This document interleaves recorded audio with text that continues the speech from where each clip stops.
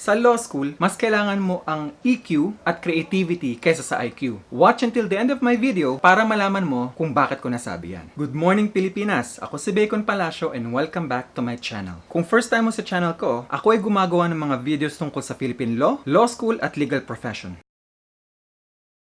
Caudal is king. Ano bang caudal? Yung mismong nakasulat sa batas. Kaya ang caudal ng Civil Code ay yung mismong nakasulat sa Civil Code. Ngayon, paano ba ang tamang pamamaraan ng pagbabasa ng caudal? Punahin mo ang bawat punctuation na nakasulat sa caudal mo. Pansinin mo rin ang bawat or, and or, except, exemptions, or kahit anong kaparehas ng mga sinabi kong words na yan. Isa pang tip ko sa inyo pag nagbabasa kayo ng caudal. Kung pagkatapos ng tatlong maingat na pagbabasa ng caudal ang hindi mo pa rin maintindihan kung anong ibig sabihin, kung ano yung sinasabi ng provision na yun, tumigil ka muna, huminga ka, tumayo ka, maglakad ka ng 5 minutes, bumalik ka, at basahin mo ngayon yung commentary. Pag nabasa mo yung commentary, doon mo na simulan ulit, basahin yung caudal. Pagkatapos nun, mag-note ka sa iyong caudal kung ano ang sinasabi ng commentary tungkol sa provision na yun. Para every time na babasahin mo yung caudal mo, nandun yung notes mo, mas mabilis mo nang marerecall at maintindihan kung anong ibig sabihin ng caudal provision na yan. Tapos, imagine ninyo paano to nag-a-apply sa totoong buhay. Ano ang mga sitwasyon na pwede siya mag-apply at saang sitwasyon siya hindi nag-a-apply. Sa experience na marami ng graduate sa law school, marami sa kanila ang nakakasagot sa kanilang mga exams gamit lamang ang caudal provisions. Sa totoo lang, marami ring questions sa bar exam. Ang masasagot mo kung alam mo yung caudal provision lang. Kung may tanong ka, huwag kang mahiyang mag-comment sa baba. Sasagutin ko ang mga tanong mo. The engagement really helps me a lot. Paano ba mag-digest ng mga kaso? Kung ang professor mo ay nagbigay ng mga lista ng cases, kuhanin nyo lahat sila at i-digest nyo agad. Pagtulungan nyo bilang isang klase na i-digest ang lahat ng cases. Huwag ka munang gumawa ng digest kung hindi ito nire-require ng iyong professor. Ang gawin mo lang, i-bracket mo lang dun sa mga kaso mo yung mga topics na nag-a-apply sa subject mo o para dun sa araw lang na yon. Ang gawin mo, basahin mo mismo yung discussion na ng Supreme Court. Makikita mo na rin sa discussion ng Supreme Court lahat ng mga facts na kailangan mo para malaman kung paano i-apply yung batas na binabasa mo. Ang law school ay nangangailangan ng maraming EQ. Hindi mo kailangan ng sobrang daming IQ. Sa totoo lang, sa law school, pakapala lang yan ang mukha.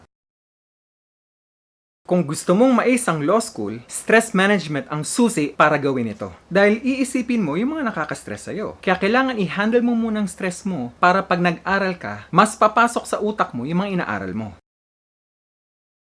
Sigurado ako, hindi ka gagraduate. Ikaw na mismo ang magda-drop out from law school. Hi! If nagustuhan ninyo ang content ko, please like this video and share this video sa inyong mga social media accounts at mag-subscribe na rin kayo para matulungan ninyong lumaki ang aking channel. Maraming salamat. Pag nagjo-joke ang inyong mga professors, tawanan ninyo. Dahil kung mas maganda ang mood ng inyong professors, mas malaki ang chance, mas mataas din siya magbigay ng grades sa inyong recitations. At wag na wag ninyong iinisin ang mga professors ninyo. Pag inis ang mga professors ninyo sa inyo, malaki ang chance na papahirapan kayo niyan. Dahil sila ang may karapatan na mag-grade sa inyo. Bawat professor ay meron silang habits at isa sa mga habits nila ay paulit-ulit nilang tinatanong ang isang topic sa kanilang subjects. Kaya tanungin mo yung mga upperclassmen mo kung ano yung favorite niyang ilabas during the exams.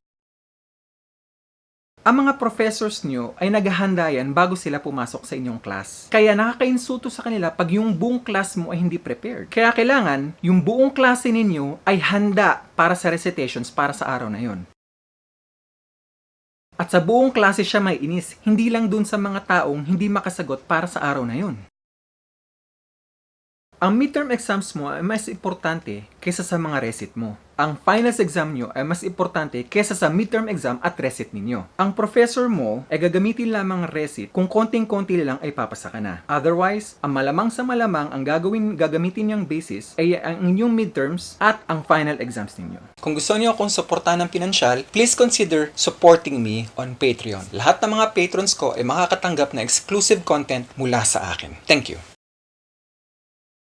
Pag nagre-recitations kayo, yung mga professors nyo, nire-reveal nila kung ano yung mga favorite topics nila. Kung saan sila nagtatanong lagi, i-note down nyo yun. Dahil malamang sa malamang, yung mga tanong na yun, yun ang ilalabas niya sa exams ninyo. Paano ko nasabi yun? Kasi yun ang experience ko eh. Yun din experience na maraming law students sa ibang law schools. Ngayon, paano ko naman nalalaman ang mga experiences ng ibang tao sa law schools? Dahil active ako, Association for Law Students of the Philippines. At dahil sa membership ko doon, marami yung nakausap na achiever students galing sa iba't ibang law schools. Yun ang aming experiences halos. Meron mang outliers or exceptions, iilan lang sila. Karamihan, ito ang na-experience sa law school.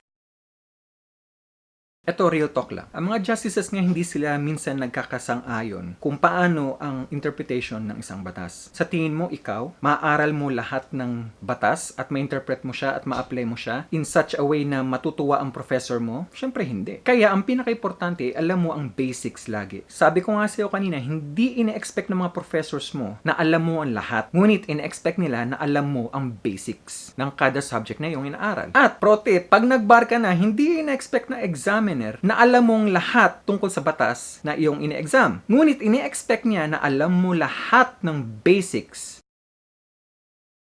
As a rule, ang caudal ay mas importante kaysa commentary. Ang commentary ay mas importante kaysa cases. Pag naintindihan mo na ang iyong caudal at na-memorize mo ang mga importanteng provisions sa caudal mo, ay kalahati na yan ang iyong preparasyon para sa bar exams. At para sa recit at para sa lahat ng exams mo. Sinasabi ko ba na dapat mo lang basahin ang caudal mo? Siyempre hindi. Pero dapat marunong ka mag-prioritize. Unahin mo ang caudal mo, pagkatapos basahin mo ang commentaries, pagkatapos nun kung may oras ka pa, doon mo na basahin yung mga cases mo. Pero kailangan digested na siya. Hindi kailangan na nakasulat yung digest. Basta naka-bracket lang kung saan yung mga dapat mong basahin para sa araw na yon o para sa subject na yon.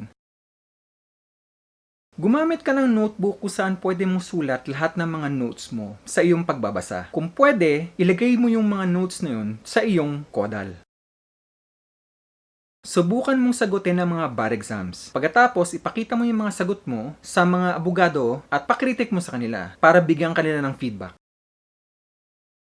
Kung magandang foundation mo, kahit na konting review lang, at isa lang kabigla-bigla, ay makakasagot at makakasagot ka pag nakipagdebate ka na sa kapwa mo abogado. At isa pang magandang benefit, pag magandang foundation mo sa law school, pagdating sa bar exam, mas madali na para sa'yo na mag-aral at sumagot.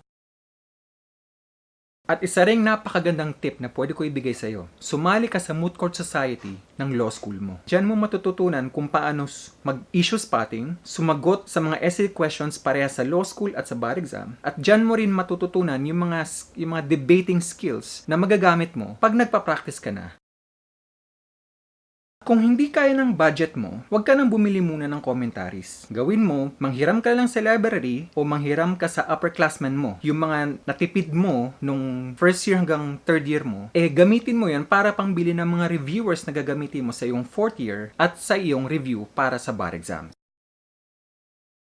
At kailangan araw-araw nag-iensayo ka ng iyong sulat kamay. Gamitin mo ang mga caudal provision na tinatanong sa inyong recit bilang parte ng iyong pag-iensayo. Sa simula, dapat i-practice mo muna na legible ang iyong sulat. Pagkatapos, practice mo ngayon na legible lang sulat mo at mabilis ka magsulat. Dahil tandaan mo, ang law school exam at ang bar exam ay sasagutin mo galit ang iyong sulat kamay. Kaya isa rin magandang tip na pwede ko ibigay sa iyo ay humanap ka ng isang ballpen or sign pen or fountain pen bagay para sa iyong style ng pagsusulat. Yun ang gamitin mo all throughout your law school at pagdating mo sa bar exams.